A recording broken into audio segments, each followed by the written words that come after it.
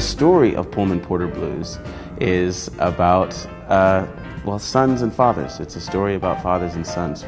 It's about the Pullman trains in the 30s and all the men who worked hard and diligently on those trains in service of their family, but also worked under harsh working conditions, long hours, little rest, and then, after it all, little pay. Basically, they would work for $12 a month, and they would work 400 hours or 11,000 miles, whichever came first.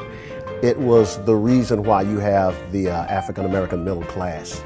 That's pretty much where it started, in Chicago with the Pullman Porters, because at that particular time, that was really the only great job that a lot of the blacks who were coming up in the South were able to get, where they could make a living and make some fair money where they could provide for their families. Knowing how important the railway was to the Chicago area, it just seemed to be a perfect fit.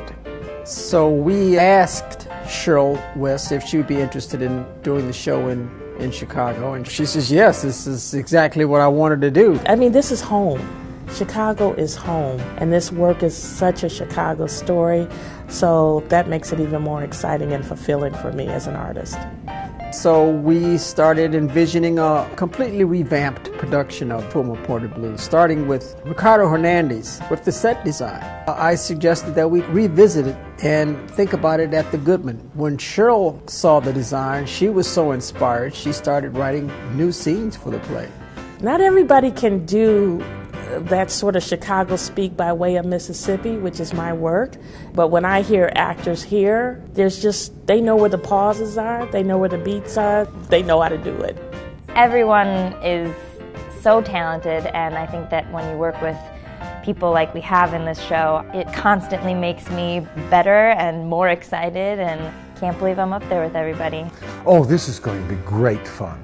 This is a terrific show.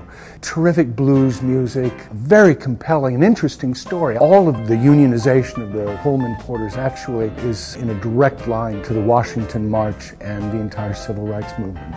The music of the play is the icing on the cake.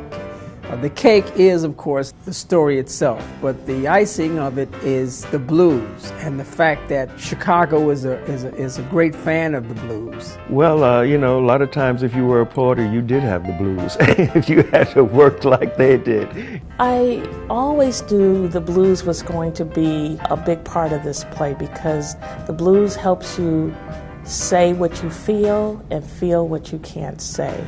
Blues was life. Everybody understood the blues. It didn't matter where you came from. It didn't matter what your race was. You got the train, which is on a rhythm and on a pulse that's taking people someplace, hopefully to a better place. Because a train makes a certain sound, and that sound of the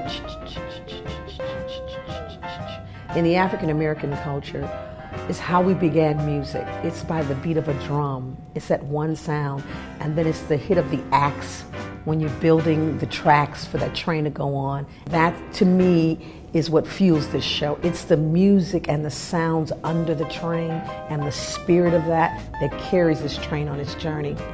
I can't even put it into words, what that makes you feel as an artist. You realize that you're doing something that's more than just entertaining, but you're paying tribute to someone who made a major contribution. The Porters were revered. It was a position of dignity to be able to be someone who worked on those trains.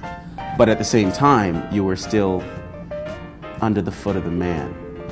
So it was a tough conflict of being the leader in one society and being denigrated in another simultaneously. This is an American story. I always say that.